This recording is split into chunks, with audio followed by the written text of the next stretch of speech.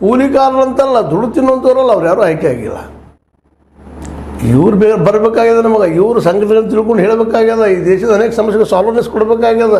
90% ದುಡಿಯುವ ವರ್ಗದಲ್ಲಿ ಕೂಲಿ ಕಾರ್ಮಿಕರಿದ್ದಾರೆ, ಇವ್ರ ಬಗ್ಗೆ ಇವರಿಂದ ಯಾರೂ ಆಯ್ಕೆ ಆಗಿಲ್ಲ. ಅಂದಾಗ ಅವರ ಪರ ಇದ್ದಂತಹ ಕಾನೂನುಗಳು ನಮಗೆ ಬರಲಿಕ್ಕೆ ಸಾಧ್ಯದ. ನಾವು ಮಾತಾಡ್ತೀವಿ, ಒಟ್ಟ ಹಸುವಿನ ಸಂಘಟನೆ ಅನುಭವಿಸಿಲ್ಲ, ಹಸುದವರು ನೋಡಿದ್ವಿ, ನಾವು ಸಾಕಷ್ಟು ನೋಡಿದ್ವಿ. ಆದರೆ ನೋಡಿದರೆ ಆ ಅನುಭವ ಬರಲಿಕ್ಕೆ ಸಾಧ್ಯ ಇಲ್ಲ. ಎಂದೋ ಒಮ್ಮೆ ನಾವು ಖಾರ ರೊಟ್ಟಿ ಅದು ಮತ್ತೆ ಹೇಳಾಗ ಮೊನ್ನೆ ಖಾರ ಎಣ್ಣೆ ರೊಟ್ಟಿ ತಿನ್ನಿರಿ, ಅದು ಮತ್ತೆ ಹಳಿಸಿದ್ದು ತಿನ್ನಿರಿ ಏನು ಹೇಳ್ಬೋದು ನಾವು, ಆಯ್ತು ಚಟಕ್ಕೋ ಮತ್ತೆ ಚಟಕ್ಕೋ. ಆದರೆ ರೆಗ್ಯುಲರಾಗಿ ಅದನ್ನು ಬದುಕು ಮಾಡ್ಕೊಂಡಂಥವ್ರು, ಹಳಸಿದ್ದನ್ನು ತಿನ್ನುವಂಥವ್ರು, ತಿಪ್ಪೆಯಲ್ಲಿ ಬಿದ್ದಿಂದ ಆಯ್ಕಂತ ತಿನ್ನುವಂಥದ್ದು ಇಂಥ ಜನ ಇಲ್ಲ. ಆಯ್ಕೆ ಸಾಧ್ಯ ಇಲ್ಲ. ಅವ್ರ ಸಮಸ್ಯೆ ಬಗ್ಗೆ ಚರ್ಚೆ ಮಾಡಲಿಕ್ಕೂ ಸಾಧ್ಯ ಇಲ್ಲ. ನಾವು ನೋಡಿ ಬರೀ ಮರಗ್ತೀವಿ ಅಷ್ಟ. ಇಂಥವ್ರ ಕುರಿತಾಗಿನ ಸಂವಿಧಾನವನ್ನು ರಚನೆ ಮಾಡಿದ್ರು ನಮ್ಮ ಬಾಬಾ ಸಾಹೇಬ್ ಅಂಬೇಡ್ಕರ್ ಅವರು. ಇಂಥವ್ರ ಸಲುವಾಗಿನ ಗಾಂಧೀಜಿಯವರು ಸಾಕಷ್ಟು ಹೋರಾಟಗಳು ಮಾಡಿದರು. ಅವು ಯಾವ ಇಲ್ಲಿ ಬರಲಿಕ್ಕೆ ಸಾಧ್ಯವೇ ಇಲ್ಲ. ಯಾಕಂದ್ರೆ ಅವ್ರು ನೋವುಗಳನ್ನ ಹೇಳೋದಕ್ಕೆ ಇಲ್ಲಿ ಅವಕಾಶವೂ ಇಲ್ಲ, ಅವರು ಇಲ್ಲೂ ಇಲ್ಲ. ಅವ್ರ ಪರವಾಗಿ ಮಾತಾಡೋಂಥವ್ರು ಕೇವಲ ತಮ್ಮ ರಾಜಕೀಯ ಲಾಭಕ್ಕಾಗಿ ಮಾತಾಡ್ತಾರೆ ವಿನ ತಾವು ಗೆಲ್ಲುವ ಸಲುವಾಗಿ ಇಲ್ಲದ ರುಚಿಯಾದ ಮಾತುಗಳನ್ನ, ಒಗ್ಗರಣೆ ಹಾಕಿದ ಮಾತುಗಳನ್ನ ಮಾತಾಡ್ತಾರೆ ವಿನ ಅವರು ಈ ಸಮಸ್ಯೆಗಳ ಪರಿಹಾರ ನೋಡೋಕ್ಕಾಗೋದಿಲ್ಲ.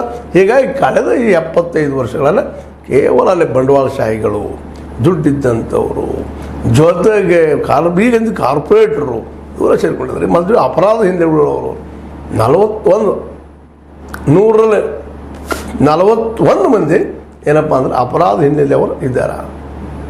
ಅಂದಾಗ ಈ ಸಂಸತ್ತು ಎಂಥ ಒಂದು ಕಾನೂನುಗಳನ್ನು ಮಾಡಬಹುದು.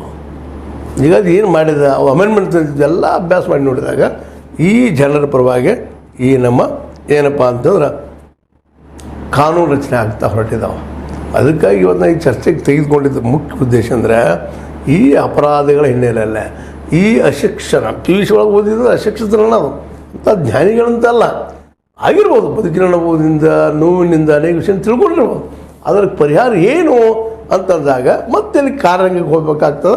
ಕಾರ್ಯಾಂಗದ ಜನ ಎಲ್ಲರೂ ವೆಲ್ ಎಜುಕೇಟೆಡ್. ಬಟ್ ಏನಪ್ಪ ಅಂದ್ರೆ ದುರಂತ ಏನಂದ್ರೆ ಅವರು ಈ ದೇಶವನ್ನು ಕಳೆದ 75 ವರ್ಷಗಳಿಂದ ಈ ನೋಡ್ಕೊಂಡ್ಬಂದಂಥದ್ದು ಆಡಳಿತ ಮಾಡ್ಕೊಂಡ್ಬಂದಿದ್ದು ಗಮನಿಸಿದಾಗ ಇಲ್ಲಿ ಬಡತನ ಹೆಚ್ಚಾಗೋದಕ್ಕೆ, ಇಲ್ಲಿ ಹಸಿವು ಹೆಚ್ಚಾಗೋದಕ್ಕೆ, ಅಶಿಕ್ಷಿತರ ಹೆಚ್ಚಾಗೋದಕ್ಕೆ, ಅನೇಕ ಅಪರಾಧಿಕರುಗಳು ಹೆಚ್ಚಾಗೋದಕ್ಕೆ ಇವರ ಆಡಳಿತನೇ ಕಾರಣ ಅಂತೇಳಿ ಸ್ಪಷ್ಟವಾಗಿ ಹೊರಗೆ ಬರ್ತಾ ಇದೆ.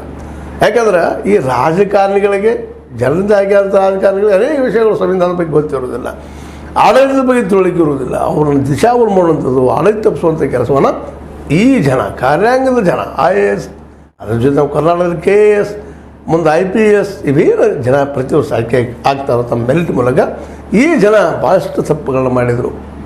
ಭಾಳಷ್ಟು ಇಂಡಸ್ಟ್ರಿಗಳು ಮತ್ತು ಇವತ್ತು ನಮ್ಮ ಇವ್ರದ್ದು ನೆಹರೂರವರ ಮಿಕ್ಸ್ಡ್ ಎಕಾನಮಿ ಫೇಲ್ ಆಗೋದು ಕಾರಣೀಕರ್ತರು ಇವರು.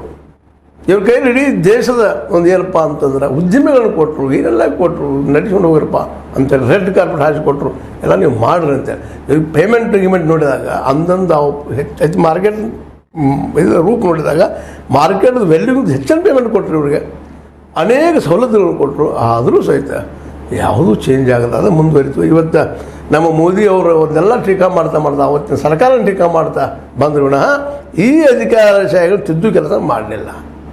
ಅದನ್ನು ಮಾಡಿದರೆ ಇವತ್ತು ಮೋದಿಯವರಿಷ್ಟು ಕಡಿಮೆ ಪ್ರಮಾಣದಲ್ಲಿ BJP 240 ಬಂದು ನಿಲ್ತಾ ಇರಲಿಲ್ಲ. ಯಾಕಂದ್ರೆ ಈ ಅಧಿಕಾರಶಾಹಿ ಜನ ಇವರಿಗೆ ತಪ್ಪು ಗೈಡೆನ್ಸ್ ಮಾಡಿ ಕಾರ್ಪೊರೇಟ್ಗಳು ಬೆಳೆಯೋದಕ್ಕೆ ಅನುಕೂಲ ಮಾಡಿಕೊಟ್ರು. ಯಾಕಂದ್ರೆ ಕಾರ್ಪೊರೇಟ್ ಇವ್ರಿಗೆ ಲಂಚದ ರೂಪದಲ್ಲೋ, ಹಣದ ರೂಪದಲ್ಲೋ, ಮತ್ತು ಕಾಣಿಕೆಗಳ ರೂಪದಲ್ಲಿ ಕೊಟ್ಟು ನಮ್ಗೆ ಬೇಕಾದ ಕೆಲಸ. ಇವತ್ತು ನೋಡಿ ಅನೇಕ ಕಾರ್ಪೊರೇಟ್ಗಳಲ್ಲೇ ಮಾಜಿ IAS ಆಫೀಸರ್ಗಳು, ಮಾಜಿ ಅಧಿಕಾರಿಗಳು ಅವರೇ ಇದ್ದಾರಲ್ಲಿ. ಸರ್ಕಾರ ಸವಲತ್ತುಗಳು ಯಾವ ರೀತಿಯಾಗಿ ಹೊಡ್ಕೊಂಡು ಹೋಗ್ಬೇಕಪ್ಪ ಅನ್ನೋದು ಕಲಿಸೋದಕ್ಕಾಗಿ ಅವ್ರು ಸಿಕ್ಕಾಪಟ್ಟೆ ಪೇಮೆಂಟ್ ಕೊಡ್ತಾ ಇದ್ದಾರೆ ಇವರು. ಈ ಕಾರ್ಪೊರೇಟ್ಗಳು ಒಂದು ಸಂಸ್ಥಾನಕ್ಕೆ ಕೊಟ್ಟುಬಿಟ್ಟಿದ್ರೆ ಹಾಕಿ ಸಾಕಷ್ಟು ದುಡ್ಡು ಹಾಕಿ, ಅಂದರೆ ಸರ್ಕಾರದ ಏನು ಸಿಗ್ತಾವೆ ಸಬ್ಸಿಡಿಗಳನ್ನು ಯಾವ ರೀತಿಯಾಗಿ ಹೊಡಿಬೇಕು, ಏನು ಮಾಡಬೇಕು.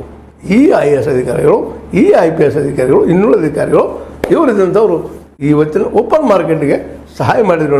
ಇಲ್ಲಿ ಬಡವರಿಗೆ ಹೆಲ್ಪ್ ಮಾಡಲಿಲ್ಲ. 8 ತಾಸು ದುಡಿಮೆ ಇದ್ದದ್ದನ್ನು 9 ತಾಸು ಮಾಡಿದರು, 10 ತಾಸು ಮಾಡಿದ್ರು. ಡ್ಯೂಟಿ ಇಲ್ಲದಂಗೆ ಹೋಗಿಬಿಟ್ಟು ಮಾಡಿಬಿಟ್ರು. ಇನ್ನುಳಿದ ಯಾವೂ ಅವಕಾಶ ಸಿಗದಂಗೆ ಮಾಡಿಬಿಟ್ರು. ಇವತ್ತು ಮೆಡಿಸಿನ್ ಆಗಿರ್ಬೋದು, ಮತ್ತೇನಾಗಿರ್ಬೋದು, ಬಡವರು ಸಿಗದಂಗೆ ಮಾಡಿಬಿಟ್ರು. ಅದರಲ್ಲೂ ಏನಪ್ಪ ಕೂಲಿಕಾರರು ಮತ್ತು ಏನಪ್ಪ ಅಸಂಘಟಿತ ಕಾರ್ಮಿಕರು ಹೆಲ್ಪ್ ಮಾಡಿಬಿಟ್ರು. ಯಾವುದನ್ನು ಸರಿಯಾಗಿ ಕೊಡಲ್ಲ. ಅದಕ್ಕಾಗಿ ಇವತ್ತು ನಮ್ಮ ರಾಜಕಾರಣ ಫೇಲ್ ಆಯಿತು. ಮತ್ತು ಇವತ್ತು ದುಡ್ಡು ಹಾಕಿಲ್ಲ ಆರಿಸಿ ಬರ್ತೀವಿ.